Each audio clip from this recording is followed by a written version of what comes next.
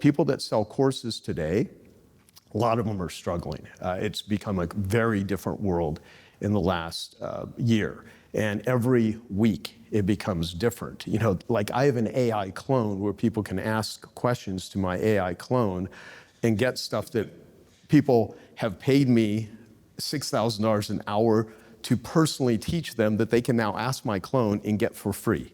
It's bizarre. And so the question becomes, okay, then what do you sell? If you're going to commoditize information with things that, you know, an AI system is going to cognitively be more intelligent. Like my AI won't go on tangents like I do. It won't have these ADD rants that I do. It'll be more specific and stuff. So one could even argue that if you want just a business strategy, you might be better off talking to my AI clone, which I currently make available for free, than talking to me personally, because my brain is like, oh, what about this and what about that? But I've loaded over 1,000 videos, all of my books, everything into my AI clone, so someone could actually dialogue with it. That completely changes the game on how people access information. So for me, why would someone come to Genius Network when all of the content that they could ever want and need, I put out for free? Well, because they want context and they want connection.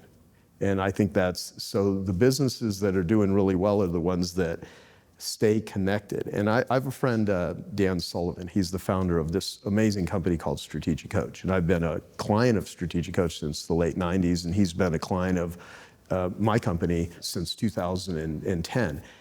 And he has this thing called a DOS conversation. And a DOS conversation stands for dangers, opportunities, and strengths. And so in order for anyone to reach their opportunities in business or personally, whatever, they have to overcome their dangers. So an example would be, I used to sell to carpet cleaners, and still do. I have many thousands of people throughout the world in service businesses that had become members of my organization, because once I learned how to transform my carpet cleaning business, I was like, wow, these things that I have used, I could probably offer them to other carpet cleaners and it would probably do the same thing, and I could offer it to non-competitive locations, because I wasn't going to build like a carpet cleaning franchise and take it nationwide. I don't have those skills. I have the skills to, teach and share strategies. I built the largest training organization in the world in the 90s for carpet and upholstery cleaners, and then people that do fire and flood restoration. I was like on covers of the magazines,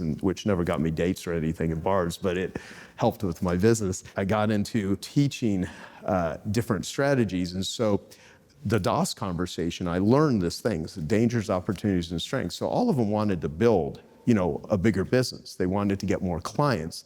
Many of them were, single person or smaller operations, and they wanted to get off the van. So they had these opportunities to not be the worker, but to be the business owner that would hire and employ technicians and that sort of stuff. And so one of their dangers were, I don't have enough money. Well, is that a real danger or is it a psychological danger? Well, I'm not good at marketing. Well, that's a psychological danger. You can learn marketing. That's what I sold a course for, right? We would teach people how to do marketing, and we would give them the templates on education-based marketing, which was my model. You want to educate people on how to make a buying decision so that they can make an informed, intelligent decision. And so I would create advertising that taught people how to hire a carpet cleaner. Then I licensed all of that to, at the time in the 90s, heating, air conditioning, printers, painters, florists, jewelers, pest control, hair and nail salons, auto sales, all these different industries.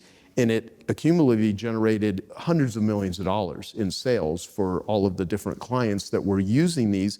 And it all started because I was this dead broke carpet cleaner that needed business, and I needed to figure out how to, never thought I would package it up and sell this stuff. So I would think a lot, okay, they have dangers. They have all these opportunities, but they can't reach their opportunities and make the opportunities real until you overcome the dangers. Like if you have an opportunity to buy a house that's $2 million and you really want it, but you don't have the money to buy the house, okay, then one of the dangers is you don't have the money. So how do you learn how to make the money, or do you find a different house, or do you just not get the house, right?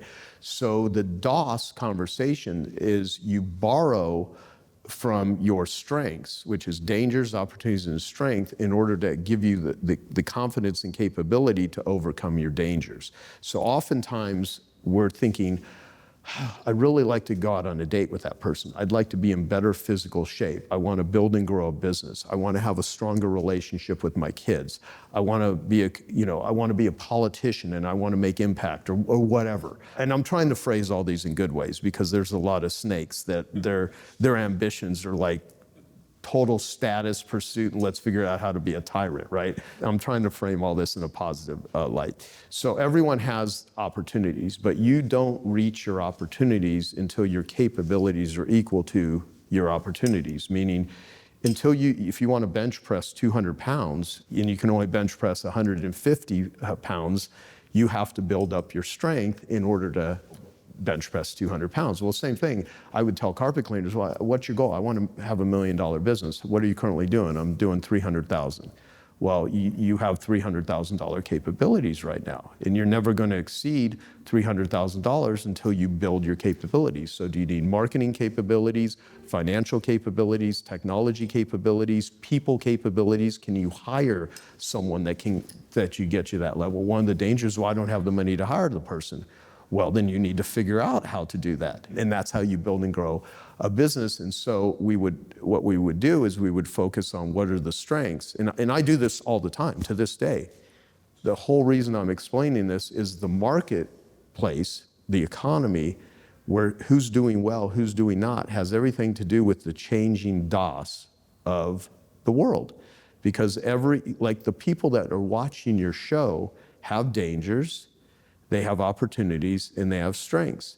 And they're not using this language, but they're thinking okay, I have these dangers, how do I overcome them? I'm gonna listen, and what opportunities are gonna be exposed to me? What insights and perspectives will I have? How can I take what someone is saying and apply it to my situation to overcome my psychological or real dangers? How can I get motivated? How can I course correct? There's all these weird words that people, like I have a friend, Ben Hardy, who's one of my Genius Network members. He wrote a book on scaling recently. I've had conversations with a lot of people about scaling. Scaling's a big buzzword, just like Silicon Valley. 10X, yeah. Yeah, exactly, yeah.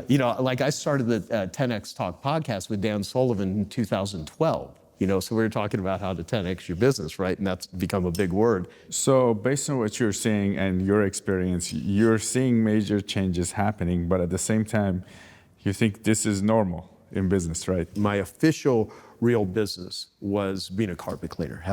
That was my first, true business. And over the years, 5% of the people make all the money. The other 95% scrape around for the crumbs. And I know that sounds like kind of hardcore, and I really don't think it's necessary for people, if they're willing to put in the time and energy and the direction on what to learn and how to do it. A lot of people just don't know, so we try to help people identify stuff. I mean, we even have a group for young people called Genius Youth. The fact of the matter is, there's always going to be a small percentage of people that are the ones that are doing the best, and in any industry. I've never seen it any different. You pick an industry. It could be anything. There's a handful of people that do the best, and the rest are just kind of like trying to figure it out and bumble their way through. What do those handful do? You mentioned 5% of people were doing really well, and what do they do that's different than the other 95%? I think the 5% that do the best are willing to do the things that the other 95% are not willing to do. They study, they learn, they test things, they resource themselves, they learn how to hire talented people. If they learn how to hire talented people, they operate ethically. Not all of them, but a lot of people, they deliver real tremendous value. They create an experience. I had a friend who's passed away. He was like the father of self-esteem, Dr. Nathaniel Brandon. He's the one that actually had an affair with Ayn Rand when he was in his 20s and she was in her 40s. And so he was very big on the objectivist movement and stuff. And he wrote The Art of Living Consciously, The 6 Pillars of Self-Esteem, Taking Responsibility. I mean, he was a brilliant guy. And we were talking about going and getting help for psychological issues, and he had made this comment. I don't even know if it was his line, but he had said it, where he said, when you go to a therapist seeking help, you're not looking for an explanation, you're looking for an experience. And so I think the people that do the best create some sort of experience. People don't want to just buy a product or a service. It's the other stuff that goes along with. Let me give you an example. So I have this blue box that I brought over here for no other reason. When I was leaving luckily you happen to be in my hometown right now, right? I don't live too far from here, and I have this box. And at my recent Genius Network meeting, I was interviewing a guy named Chris Voss, who's the former top international FBI hostage negotiator, and another guy named Jefferson Fisher, who's a trial attorney who wrote a book called The Next Conversation, and Chris wrote a book called Never Split the Difference. And they're both masterful communicators. And I'm interviewing these people because I want to just learn from them too, right? But I just happen to do it for an audience. Like, isn't this a great way to learn stuff? You just interview people and talk to them.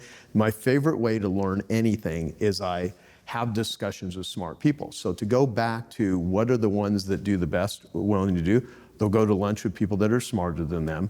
They try to collaborate with other people. They don't leave scorched earth. They don't take advantage of people, because you don't build a great reputation by talking about what you're going to do. You actually build a great reputation by doing it. So the people that do the best are doers, they're not talkers. This box here, so I've chicken noodle, and I pulled this out when I was talking to Chris Voss and with Jefferson Fisher. Jefferson has managed to build a following of 6 million plus people on Instagram, shooting 1-minute videos on how to better communicate sitting in his car. No fancy editing, no nothing. So I pulled this out, and so I paid $1.99 each for, here's a can of chicken noodle soup, and this one is tomato soup.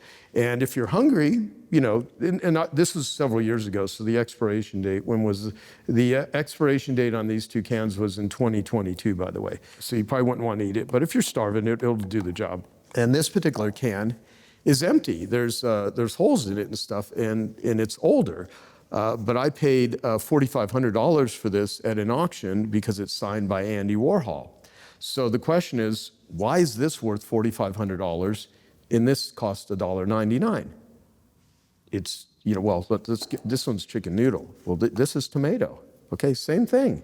Okay, you can't even eat this one. There's nothing in it. But that's not what I was buying. I was buying art. I was not buying soup. I was not buying a can. I was buying something that it represents something. And I never even thought I would use it as an example. I was in the moment where it's like, oh my God, that'd be kind of cool to have a soup can signed by Andy Warhol, and I happened to get it at the auction because, you know, there's only one other person that was like trying to outbid me, but I happened to get it, and that was kind of cool. But the point is the formula for how much you charge for something is based on your ability to sell it. And if no one's buying what it is you're selling, then you either need to change the message, you need to change the audience, you need to maybe sell something else. You need to find people that want what it is you're selling. Joe Polish, it was great to have you on. Thank you. Yes, it was great to be here, so I appreciate it.